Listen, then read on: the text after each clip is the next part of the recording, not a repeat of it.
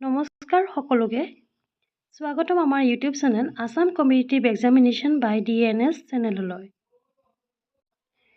ইয়াতে কৈ থওঁ যদি আপোনালোকে আমাৰ চেনেলটো ছাবস্ক্ৰাইব কৰা নাই এতিয়ালৈ দেন প্লিজ ছাবস্ক্ৰাইব কৰি ল'ব অনাগত LPUPৰ আপডেটসমূহ পাবলৈ।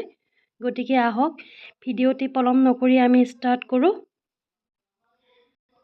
আজিৰ দিনটোত ৰণোজ পেগু ডাঙৰীয়াই তেওঁৰ ফেচবুক পেজত এটা পোষ্ট শ্বেয়াৰ কৰিছে, আপোনালোকে চাই লওক।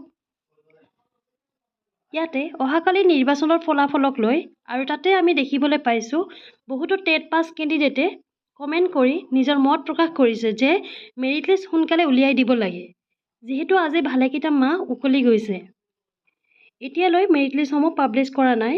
গতিকে এই যিটো পদক্ষেপ কমেণ্ট কৰিয়ে হওক যিটো মেৰিট লিষ্ট প্ৰকাশৰ বাবে শিক্ষামন্ত্ৰী ডাঙৰীয়া ফেচবুকৰ জৰিয়তে জনোৱা হৈছে, বহুতো ভাল পদক্ষেপ হৈছে, যিহেতু এতিয়ালৈ কোনো অফিচিয়েল নটিফিকেশ্যন আমালৈ আগবঢ়াই দিয়া নাই LPUP টেট সংক্ৰান্তত। গতিকে মই সকলোকে আহ্বান কৰিছোঁ এই ভিডিঅ'টিৰ দ্বাৰা সকলোৱে যেন ফেচবুকত কমেণ্ট কৰিয়ে হওক বা টুইটাৰ যোগেই হওক সকলোৱে মিলি মাত মাতক ইয়াৰ ওপৰত। তেতিয়া এই জুন মাহতে মেৰিট লিষ্ট প্ৰকাশ কৰিবলৈ চৰকাৰে বাধ্য হ'ব। DWৰ পৰা খবৰ পোৱা মতে সকলো ফাইল ৰেডি হৈ আছে, কিন্তু শিক্ষামন্ত্ৰী ডাঙৰীয়াই ইলেকশ্যনৰ বাবে কোনো গুৰুত্ব দিয়া নাই বাবে কামবোৰ পেণ্ডিং হৈ আছে।